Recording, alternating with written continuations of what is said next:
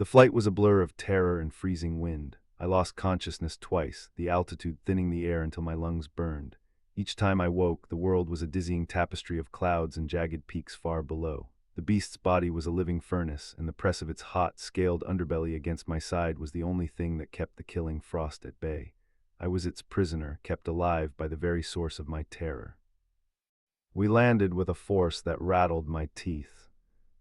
I was dropped ungracefully onto cold, hard stone. I rolled, gasping, my hands scraping against rough granite. The air here was thin and sharp, smelling of pine and ozone. We were high up, well above the timberline. I scrambled backward until my back hit a rock wall. We were in a cavern, vast and natural, open on one side to a sheer drop in the starry sky. The dragon loomed at the entrance, blocking the moonlight. Now that we were grounded, the sheer scale of him was overwhelming.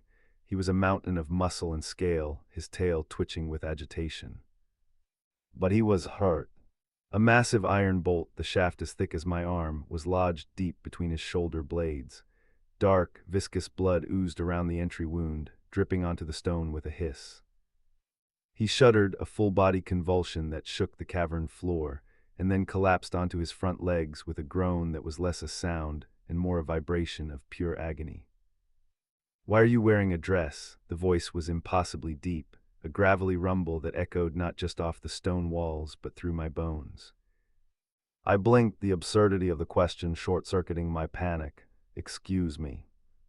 The dragon turned his massive head to look at me, one golden eye narrowing.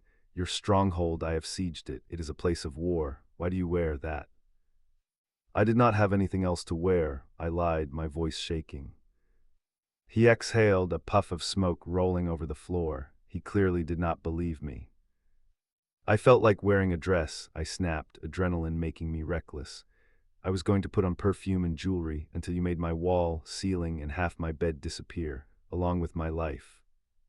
The dragon sniffed the air. He smelled the lingering gardenia musk on me from the broken bottle. "My apologies." I stared at him. "Are you apologizing for the perfume?" "Yes," he shifted, wincing as the bolt in his back moved. "And the roof. You just slaughtered hundreds, burned them alive." "Yes. And you apologize for my perfume." "We were equals," he rumbled. "This is a battlefield. Those men were warriors. I fought them as such. They were ready to die, as was I. You possess no armor. You carry no weapon." He dragged himself further into the cave. The movement labored. The mighty beast that had batted away towers was fading. "I am not a monster," he muttered, his eyelids drooping. "Did my father tell you to say that before you ate him?" No, the dragon's form seemed to blur. The edges of his silhouette wavered like heat haze. "I do not eat men, their armor tastes of rust." He let out a sharp hiss of pain. "The bolt, it is poisoned ash root." I watched, horrified and mesmerized, as the black scales began to recede. The massive shape collapsed inward, bones cracking and reshaping with wet, sickening snaps. The wings folded and melted into skin. The snout retracted.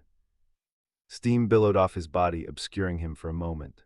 When the mist cleared, a man lay panting on the cold stone floor.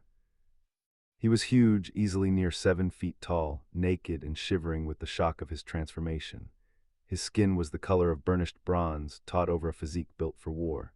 Patches of obsidian scales still clung to his shoulders and spine like remnants of divine armor. He had a mane of wild, dark hair and those same terrifying golden eyes, now wide with pain in a brutally handsome face. But the ballista bolt was still there. It had shrunk with him, or rather, the magic of his shift had tried to accommodate the foreign object, but it was now a jagged, horrific wound in the back of a human-shaped man. He tried to push himself up and failed, collapsing face first. He looked at me, blood leaking from his mouth. "Help me," he rasped, his voice raw and human, yet still thrumming with the command of a king. He pinned me with his gaze, the golden depths shimmering with pain and fury. "Or you die here, alone in the cold." Want to keep the flame ignited without having to wait for the next part?